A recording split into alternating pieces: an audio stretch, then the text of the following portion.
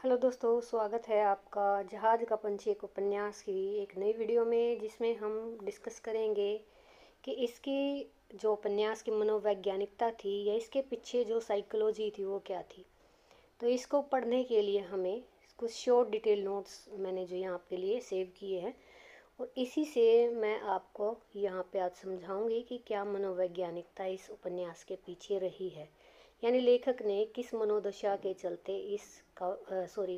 इस उपन्यास को लिखा है। तो जैसा कि आप देख रहे हैं, हमें यहाँ पे भूमिका में बताना है जहाज का पंछी एक ऐसे मध्यम वर्गीय नवयुवक के परिस्थिति प्रताड़ित जीवन की कहानी है, यानी परिस्थितियों से प्रताड़ित एक मध्यम वर्गीय मिडिल फैमिली नवयुवक है, उसकी कहानी है जो कलकत्ता के विषमता जनित घेरे में, यानी अलग अलग विभिन्नताओं में अलग अलग लोगों के व्यवहार से परेशान होकर फंसकर इधर उधर भटकने को विवश हो जाता है। किंतु उसकी बौद्धिक चेतना यानी उसकी मेंटलिटी क्या कहती है, उसको रह रह कर नित नूतन पथ अपनाने के लिए, नए नए प्रयास करने, नए नए रास्ते अपनाने के लिए प्रेरित करती है।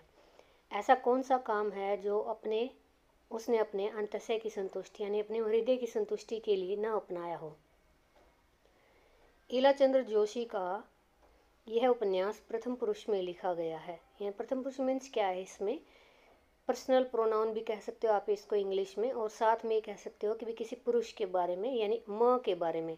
माँ मतलब इसमें जो नायक है उसके बारे में लिखा गया है। नायक अपनी कहानी तो बता रहा है, लेकिन कहीं पर भी वो अपना नाम नहीं बताता है। जैसे कि आपको पता है, एक ही जगह पे उसने अपना नाम बताया था, भगत, लेकिन इसके बाद वो इनकार कर गया कि उसका कोई नाम नहीं है। कहानी का नायक एक ईमानदार व्यक्ति है जो अपनी ईमानदारी से काम करना चाहता था, लेकिन फिर उसे निजी जीवन में इतने धोखे मिलते हैं कि उसका मन जो है वो चाट हो जाता है, यानी उसका मन जो उससे हट जाता है, समाज से कट जाता है, और हमारा जो नायक है सब कुछ त्याग कर कलकत्ता आ जाता है। उपन्यास की शुरुआत में जब वो इधर आता है तो न उसके पास रहने के लिए घर होता है, न ही सर छुपाने के लिए छत होती है। वो इस शहर में नया होता है, आप ये भी लिख सकते हो। हर कोई उसे गिरहट कहकर दुत्कारता रहता है और उसे शक की निगाह से देखता है, यानी ना तो उसका नाम का ही पता है, ना ही ये उसके घर बार है यहाँ पर, तो सब कोई उसे शक की निगाह से देखते हैं, उसको दुत्कारते हैं, गिरहट कहते हैं। फिर वो विभिन्न परिस्थितियों से होता हुआ उपन्यास के अंत तक पहुंचता है, जहां उसे अपने जीवन का मकसद पता चल जाता है कि कौन सी परिस्थिति थी, जो आप उपन्यास पढ़कर ही जान पाएंगे। तो यहाँ पे उपन्यास के बारे में थोड़ी सी डिटेल है, हल्की सी लाइट सी मैंने डाली है ताकि आप मनोवैज्ञानिकता को यहाँ पर डिटेल में दर्शा सको। उपन्यास के विषय में अगर बात करूँ तो उपन्यास मुझे बहुत पसंद आया, जैसे कि मैंने इसको रीड किया। अब नायक के पहले अनुभव कभी कभी मन को दुखाते हैं और कभी कभी हंसाते हैं, यानी जो जो उसके साथ घटनाएं घटी हैं, कभी तो हास्यजनक होती हैं और कभी वो दुखदाई होती हैं। कैसे लोग उसके रूप यानी उसकी बड़ी हुई दाढ़ी, जीर्ण पतला सा शरीर, उसको देखकर लोग उसके विषय में पहले से पूर्वाग्रह स्थापित कर लेते हैं, अनुमान लगा लेते हैं कि ये समाज की सोच को दर्शाता है, यानी उसके बारे में समाज की सोच जो है क्या है वो दर्शाता है। आज भी हम ऐसे ही अपनी सोच पहले ही बना लेते हैं किसी को भी देखकर। कोई ऐसा व्यक्ति आज भी हमें दिख जाए तो उसके विषय में हमारे विचार वही होंगे जो नायक के विषय में उसमें लोगों के रहे होंगे।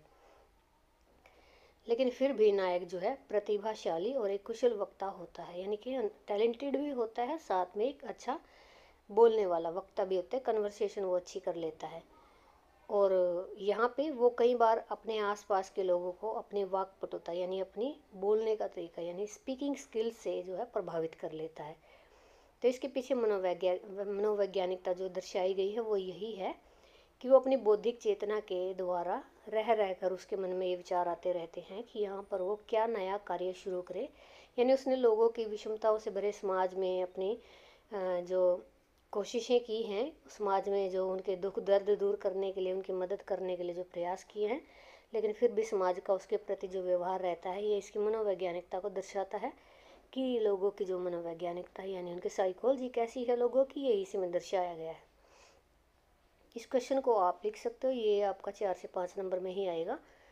तो ये क्वेश्चन यही तक था, आप इस क्वेश्चन को रिवाइंड करके देख सकते हैं, दोबारा समझ सकते हैं।